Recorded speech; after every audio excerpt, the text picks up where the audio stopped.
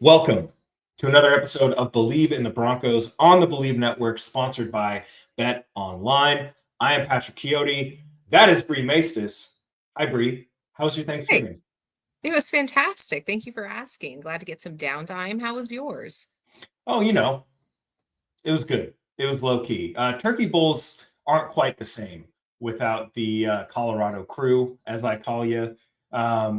Give us a short little rundown of the Turkey Bowl out there Oh, in y- Colorado. yeah. All I know, I got some insider information that Zach Seegers had himself a day. I Oh my actually goodness. missed the Turkey Bowl, so I might Oh, be excommunicated from invitations going forward. I can hear ouch. Mario now. Yeah. So unfortunately, I wasn't able to witness that full time, but he did get an interception. Not sure who he was covering in order to Mm. allow that pick there, but he should have ran it into the end zone. I don't know why he stopped or was stopped. Well, the Converse make it a little hard to get some traction on the turf, but all With in the good fun. fans. Turkey bowls. We hope you had a great, safe Thanksgiving. I hope it was very fulfilling. Thanksgiving football was pretty interesting, pretty entertaining. What was your favorite game from the Thanksgiving slate? Oh man, that's a tough one. I love watching the Lions play on Thanksgiving. I feel like Yeah. that's the one that you look forward to the most, but I feel like through college football and the NFL, it left you guessing the Mhm. entire way. Some of those scores were kind of a head scratcher there, but love watching the Lions play. I don't know if I had a favorite so much. It feels weird with the Broncos being pushed to a Monday. It's like Mm. you have the whole weekend off. You get to just relax. Yeah, it's nice. Yeah, I think the Lions game was probably the one that I enjoyed the most. Really good football for about three quarters, and then the Lions just kind of, you know, let Caleb Williams and the Bears come back. Unfortunately, not to their success. Matt Eberflus fired as the Chicago Bears head coach after the What last. was that decision? What I was have going no idea. on? Apparently, Caleb Williams made a change at the line with 16 seconds left in the game and the clock running. Not maybe he thought this was still college. I don't know, but the clock I was like how running. Eberflus just kind of went, you know what? I like what I'm seeing. I'm just Yeah, gonna go with it. yeah, this is fine. Sorry, buddy. Here's your pink slip. Uh, Broncos, you mentioned it. Don't play today. We're recording this on a Sunday. Don't play today. They play tomorrow night in prime time. The Cleveland Browns come into town. It's always a fun time when the Cleveland Browns visit Denver. Always some really, really good games. Of course, we all remember the Brandon Allen game. That was a really fun one. There's been some really great games in recent years between these two teams. So, really exciting stuff. We're going to talk about that. We're going to talk about the Broncos playoffs hopes coming up with these next few weeks. Some big games happening. Could Russell Wilson potentially help the Broncos in playoff seeding? He might. He might. We're going to talk about all that on Bleav in the Broncos. First, a message from our sponsors. This Thanksgiving holiday, why not? Why not head to the world's most trusted betting platform and your number one source for online betting, Bet Online. From the earliest odds to in-game live betting, Bet Online provides you with constant real-time odds in action and the ability to watch the games as they happen. With the largest selection of odds on everything from football, NBA, college basketball, NHL to UFC boxing, you can bet on who's going to get their eyeball punched out first. Head to the website today to see why BetOnline is America's most trusted site for online wagering. BetOnline, the game starts here. And Bree, where we're going to start is with the Broncos' last game. Hadn't won a game in Las Vegas going in. This is a Raiders team that is down in the dumps. Really, really tough sledding for them this season, but they're still coming out and they're fighting. We saw it in the Thanksgiving or the Black Friday game against Kansas City. They played their asses off, still came up short. Denver struggled in the first half. What did you see from the Broncos in that game that you liked? What did you see that you might have not liked against the You know Raiders? what? I think that I like the most is that no more talk of a streak, specifically not Oh, being able to win in Las Vegas, but hadn't swept the Raiders since the year before in 2014. So I think ending all of that is the best course of action, especially because this new era of the Denver Broncos is trying to move in a way in which they can really hold their head high and not have that plaguing them, right? You have Antonio Pierce, head coach of the Raiders, saying the worst team in the NFL versus the best team in the NFL with the Kansas City Chiefs. It's not as though they had high hopes, in general. So I think I really liked the idea that the Broncos didn't slow down against this Raiders team. You had a defense that was I guess running on all cylinders. Patrick Surtain with 2 interceptions.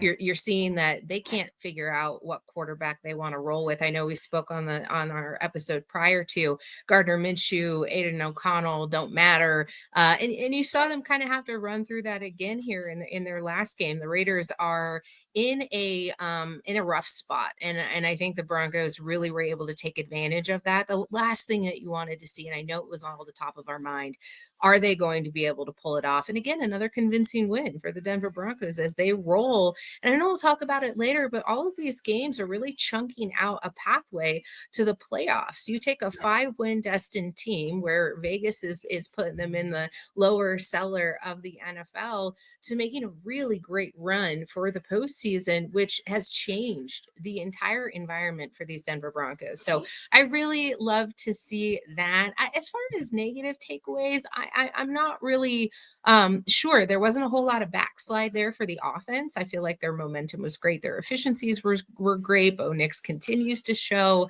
really what he's all about. But Pat, I want bring me back down to earth and let me know what I actually should be concerned about, because I think I have blinders on right now when it comes to this team, because they're just doing exactly what they're supposed to be in all 3 phases of the game. Like I yeah. know you could clean it up a little bit here and there.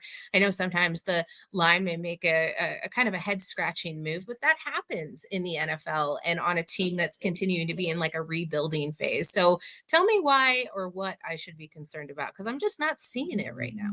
Yeah. Well, I mean, as you and everybody else in the LTV chat knows, we may or may not have pissed off a certain national media pundit.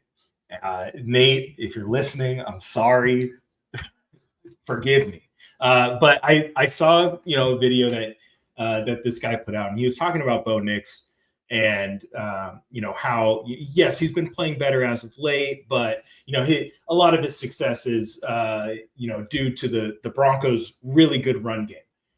And that was the one that caught me, because watching this Raiders game, this was one of the tougher games that I have watched this season by the Denver Broncos offense, where I can vehemently say something needs to change. Something has to get better. You had 63 rushing yards against a team that was allowing 120 rushing yards a game. 120 rushing yards a game. They had 44 yards in the first half. They had 19 yards in the second half. 19 yards. It doesn't matter if you're going into the half down. You still have to establish the run game, and they did not do that against one of the worst, one of the worst run defenses in the league. And even looking forward into these next few games that we have coming up, there's a couple of defenses that are really good against the run, LA being one of them, and then the Chiefs being one of them. If we can't put up 100 yards against a team that was allowing 120 a game, that doesn't strike me as a good run offense, right? So I think the run game is something that we need to be alert of. How are they going to change it going forward? What are they going to do differently? I really don't feel like it's anything that the offensive line is doing necessarily. The Raiders have a very big front, don't get me wrong, but like you should still be able to run on these guys. It's mostly just kind of the vision from these backs. I think Jaleel McLaughlin was our most explosive runner against the Raiders. Estime was averaging 5 yards a carry, but he only got 3 carries in that game. And Javonte Williams, 8 carries for -2 yards. There was just no production. And it just felt like they couldn't get into a rhythm. So I think something that we need to watch for is how is this offense going to operate going forward in getting into a rhythm? Because we get into December football, we get into January football, the offense has to be clicking. We cannot be behind the sticks. And it felt like the Broncos were behind the sticks quite a bit. So I think the defense is playing very well. Offense still has a lot to clean up. But over the last 5 games, Bri, this offense ranks what are we 22nd in passing offense, right? But over the last 5 games, they're averaging 247 passing yards a game. That is much better than what they were doing. Over that same time frame, only 94 rushing yards a game. Without Bo Nix, it's 85. Yeah, I was gonna say you have your quarterback attributing to that a little bit too much. Yeah. Although I feel like Pat and correct me if I'm wrong though, I feel like that is continuing to trend upwards. It was just so slow and stagnant to begin with that Yeah. an improvement there really doesn't uh, merge them back to a median range in which is acceptable. Because as you're talking about how that's kind of a major component, maybe not necessarily of what their success has been moving forward, they're really going to need to have that versatility as they play deeper into the year. And you're going to face Mhm. a Bengals defense that is hapless of sorts. But if you can't generate any sort of run game against them, I think you're kind of pigeonholing yourself, right? Oh, Teams yeah. as they get better are going to start to anticipate exactly what it is you're doing. But if you're holding steady with the Raiders, I think they were basically neck and neck for rush yards there. Yeah. You got to look yourself in the mirror, and I agree there. It's hard to eh, again, apologies to Nate Tice, right? I know he's absolutely watching. The idea is that as we're watching along, the run game will continue to trickle in, but Yeah. it's not necessarily what's a part of what Sean Payton is running with Bo Nix. So I wonder if there is some um designed anticipation there Yeah. where you're not making it a big part of the game. I don't know if that's right or wrong, right? But I Yeah. think that there is a directionality that they're leaning into.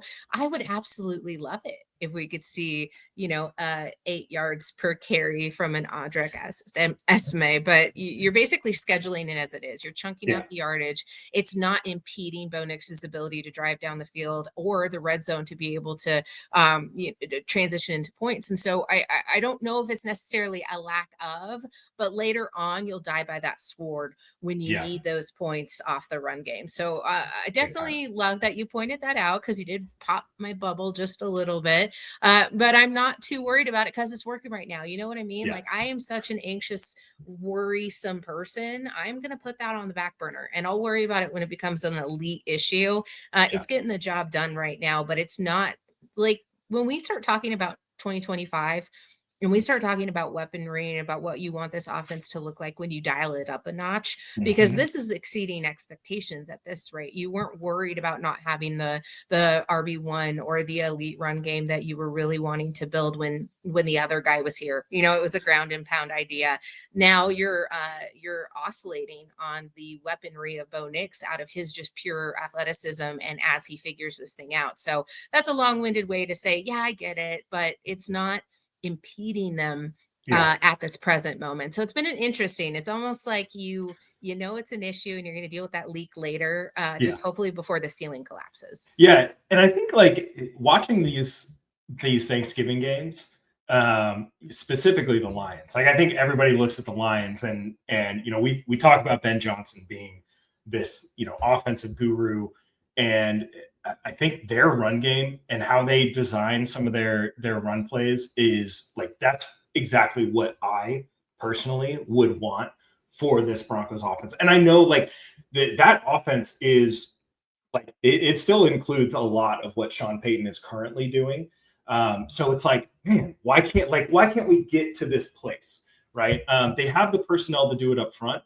And I went back and I watched the Raiders game and I counted the run schemes. I think they only ran like a gap run scheme two times in the entire game. But you have the personnel, like you have Quinn Miners, who would be excellent in a gap scheme. You have Ben Powers, who literally came over from Baltimore from a gap heavy scheme, and we're just running zone. We're just running like Javonte Williams is not a zone runner. I'm sorry. Jaleel McLaughlin, absolutely. Estime, no, not at all. Like these are backs that we need to be getting north and south, not east and west. So for me, it's like it's a little bit of confusion, and I think you're on the right path of like maybe they're setting something up down the road, right? I would love to see Bo Nix with a Jameer Gibbs, uh, a Sonic and Knuckles combination.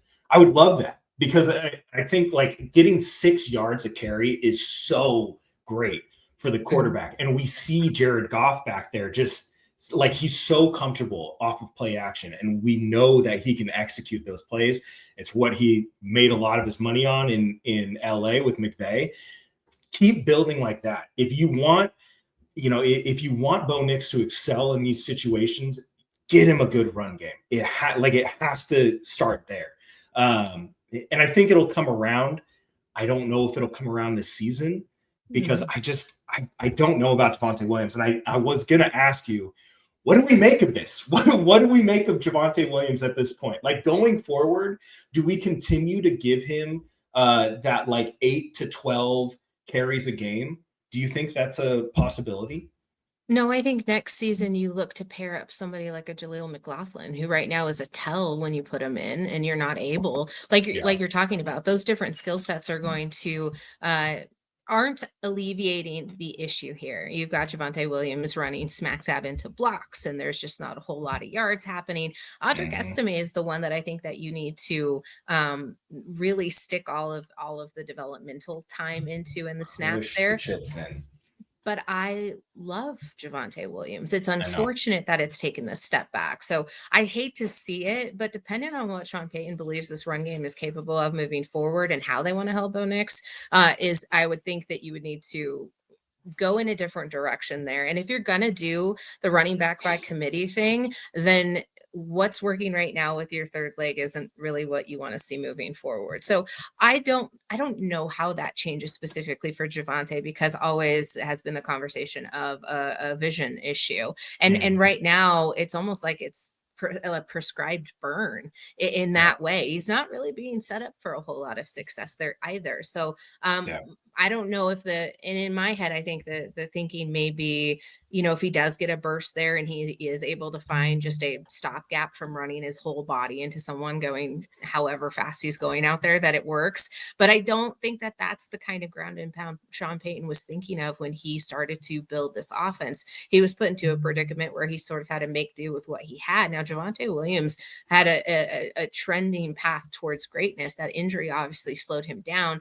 Today we're sitting in the recursor year where he's supposed to have a season on the comeback, and I just don't know if he's going to be here next year to really solidify what the vision is there, unfortunately. Yeah, I agree. Real quick note before we move on to the Browns game. The 247 passing yards game that the Broncos offense has averaged over these last 5 games, if you were to put that in comparison with the rest of the league, right now they would be the number 3 passing offense in the NFL. Isn't that nuts?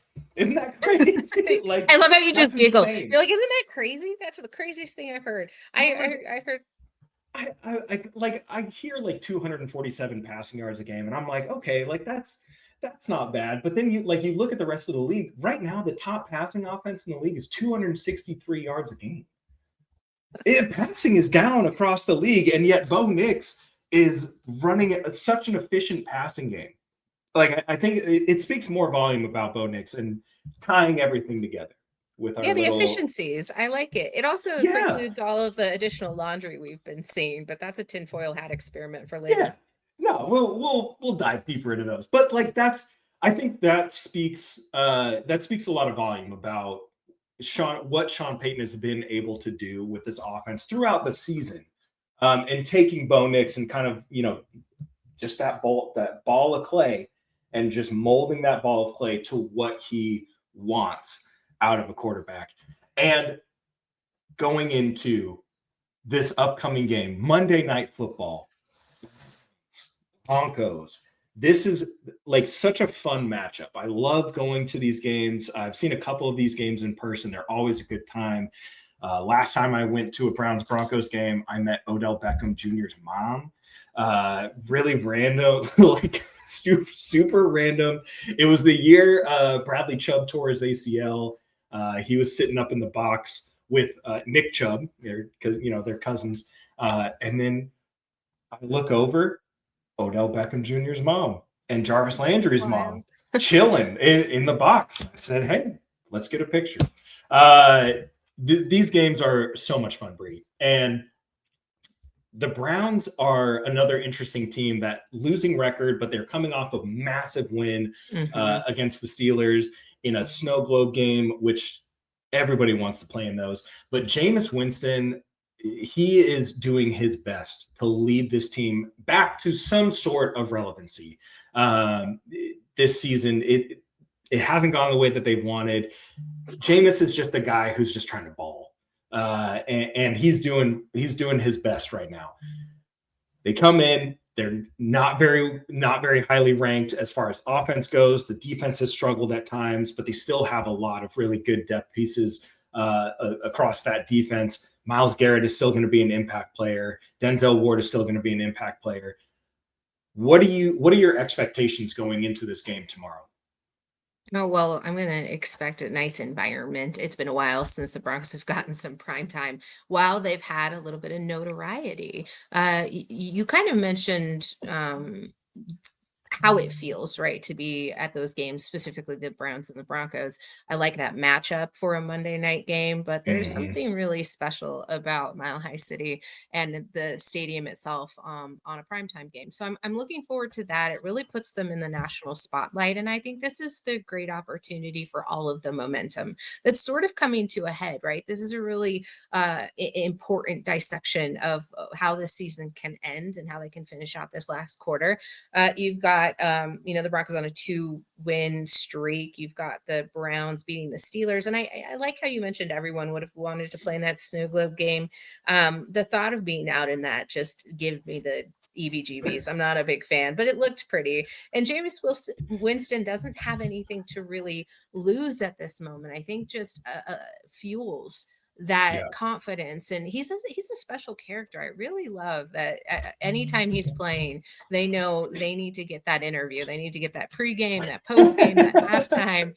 It's just going to be special. And half the time you don't even need to track it, you just need to buy into that fun and genuine personality. And so Mm-hmm. it's hard to root against him, right? But come Monday night, I really don't want to hear anything about it. I just want to see the Broncos do business. But there's going to be a long extended bye after this that's going to be important for playoff implications. And I think that the right now is a telling story of they got what they needed to get done in Vegas, and now they have to come back home and kind of finish this strong. And there's so many teams that they've been chasing, but it's not as though it's outside of the realm of possibility. Obviously, Miami lost, so it's a great opportunity to create separation for Yeah. a final playoff push. And you mentioned Ward and Garrett, and I think those are the really two cornerstone pieces that the Broncos have to be worried about. I'm not saying the Browns are a bad team,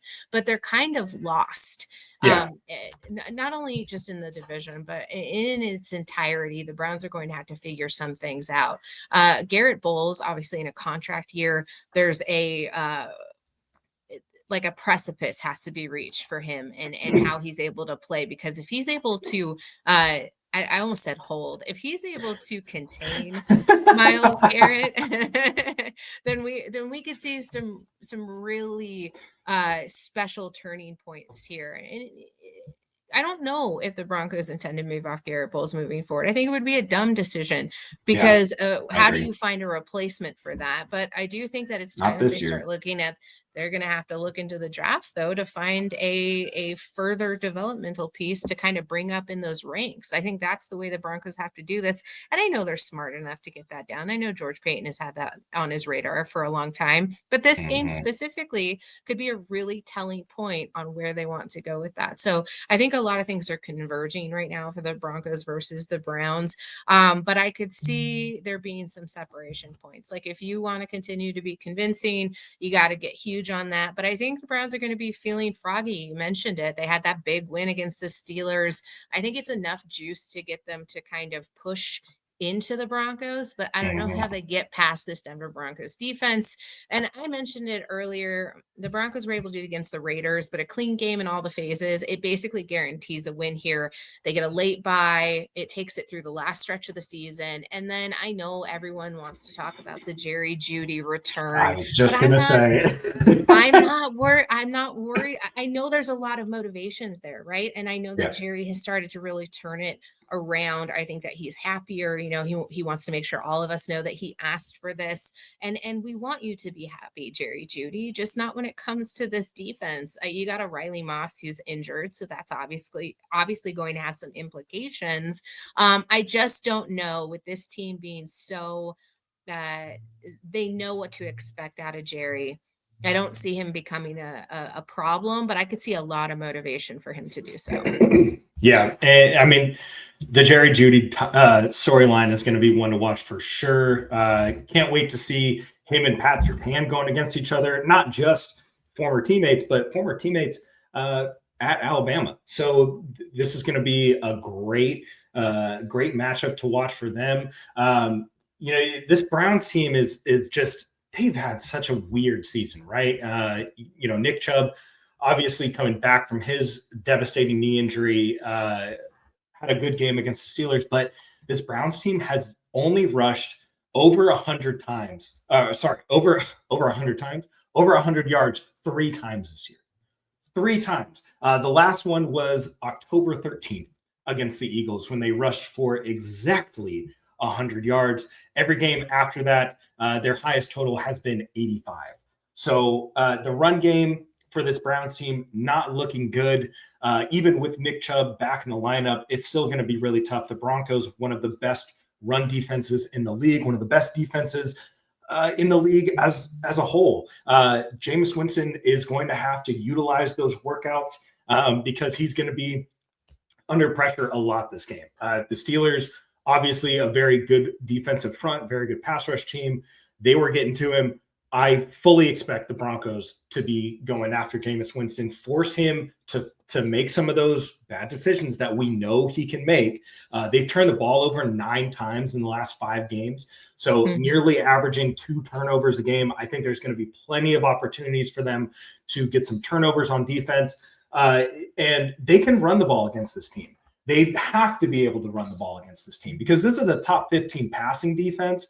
So it's still a very good defense against the pass. They run a lot of man coverage, and we've seen Bo kind of struggle against man coverage this season. He's been relatively just average. So if they're going to dial up some interesting blitz packages, that probably wouldn't be the best idea because Bo's been really good against the blitz. I would just kind of play a lot of man if I was the Browns. Play a lot of man, send some delayed blitzes, try to make Bo Nix think a lot. But again, this just goes back to the run game. Get the run game going, ease some of that pressure off of Bo, force them to make some really bad decisions on the offensive end. They will turn the ball over. We know that's going to happen, but don't give this defense the opportunity to put the offense in a better position, right? You have to be able to finish drives against this defense because they'll give up a ton of yards. They've given up over 100 yards 3 out of the last 5 games. They've given up in one of those games, they gave up over 200 rushing yards. That was against the Saints. So this is like there's plenty of opportunities for them to make a statement with this win. I think that this has to be another one of those games where you cannot allow them, just like the Raiders game, you cannot allow them to get 10, 13 points in the first half and go into halftime thinking, oh, this is supposed to be a playoff team that like we're handling them just fine. Do not allow that because They will be a second half team. They will try to come back and push the tempo in the second half. Denver's got to be the one pushing the tempo the entire game, win on all three phases, like you said. But please, Sean, run the damn ball. Run the damn ball. I'm sick of it. We can run the ball on these guys. We know we can throw it. We know we can make. I mean, New Orleans threw for 250 plus. The Chargers almost threw for 250, and Russell Wilson almost threw for 250 against them. So we know that they can be thrown on. Got to be able to run the rock against these guys. Bri, what's the one matchup that you're looking at? I know you talked about Bulls and Myles Garrett, but what's another matchup, another key matchup that you're looking at in this game? I mean, that's a great question. I know we talked about it. The Jerry Jeudy, Patrick Surtain, I think, is the one that everyone really wants to take a look at. And just, for whatever rooting interest you have, maybe whatever you're motivated by. Love Jerry. I know I have mine, you know what I mean? And yeah, I don't want to see any sort of the success I wished him in the off season happen on Monday.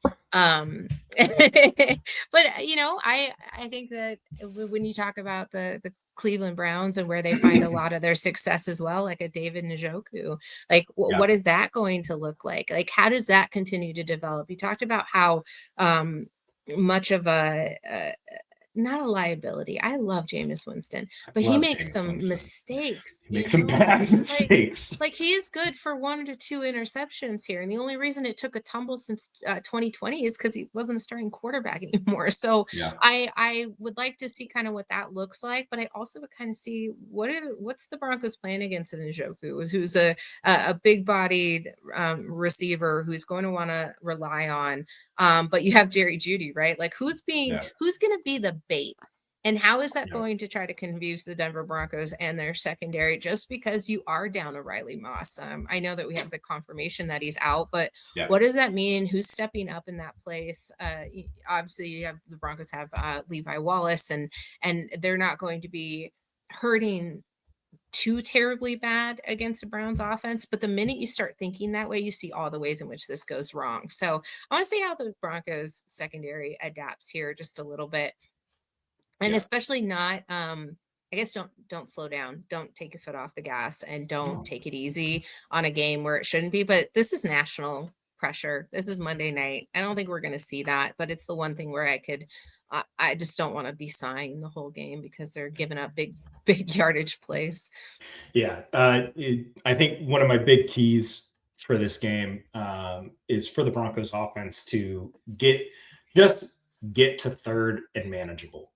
Get to third and get to 3rd and 3. I mean, hey, apparently, apparently the Broncos have been doing that all year, and that's why Bo Nix has been having such great success. But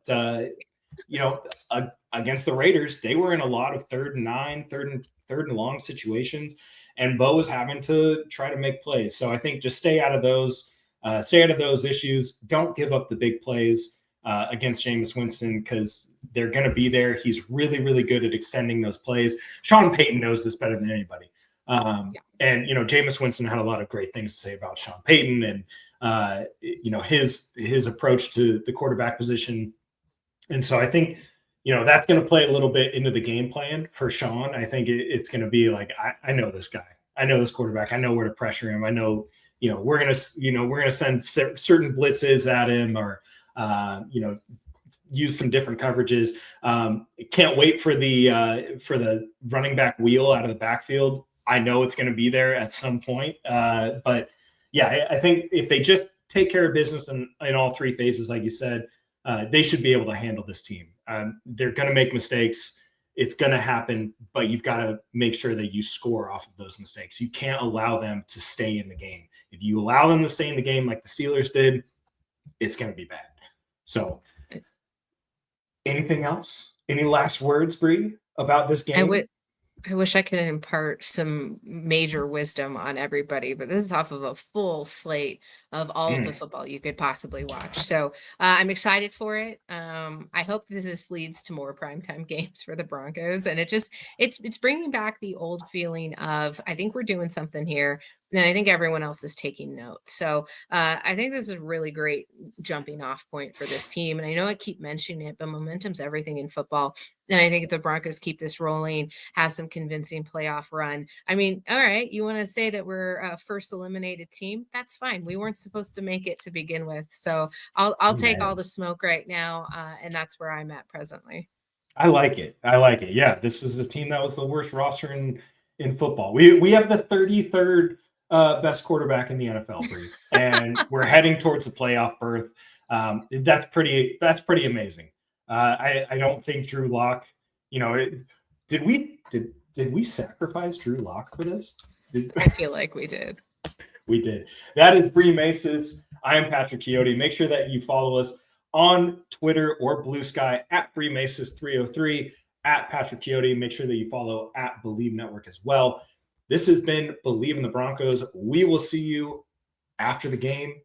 Probably on Tuesday is when we're going to record next. Make sure that you follow us on whatever podcast platform you're listening to us on and subscribe to the YouTube channel. Thank you so much and go Broncos. Go Broncos.